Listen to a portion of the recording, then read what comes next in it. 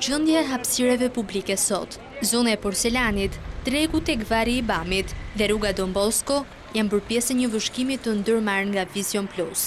Edhe pse ndërtesat janë shëmbur, dyqanet janë improvisuar sërish, tashmë në natyrë. Dikush me arka mbi gërmanda, dikush poshtë një çadre. Vetëm pak javë më parë Inspektorati Ndërtimor Urbanistik në aksionin e madh të ndërmarrë për prishjen e objekteve pa leje, tentoi të rikthejë hapësirat publike qytetarëve.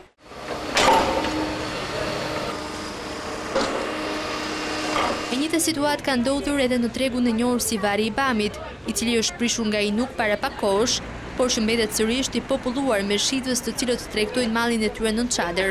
Edhe vetë këta tregtar janë të vetëdijshëm që kushtet higjieno-sanitare janë të pakta, por nevoja për të punuar i ka bërë të tentojnë sërish të shesin në pamundësi të një zgjidhje tjetër. Ne duam të jemi të licencum, të jemi tamam të shesim në rregull. Kanë ardhur disa herë, na kanë paralajmëruar me ik, masandej e shemën fare tregun. Edhe ne dolim përsëri kështu me çadra, sepse s'kemi rrugë tjetër, s'kemi ç'a të bëjmë. Ku të vejmë? Qejmë aty në nxorën në rrugë, erdhëm prapë këtu kot, rrim. Edhe vjen në i vërfshesë, në i vej edhe. S'kemi ku ta shesim mallin, ja këtu jemi rrim. Ndërkohë që bashkia e cila duhet të monitorojë këto hapësira publike e të ndërhyjë për t'ia liruar ato qytetarëve, thotë se do të zbatohet ligji. Zbatimi i ligjit me masën gjop në rast shkeljesh shkon nga 5.000 lekë të reja deri në sekuestrim të mallrave.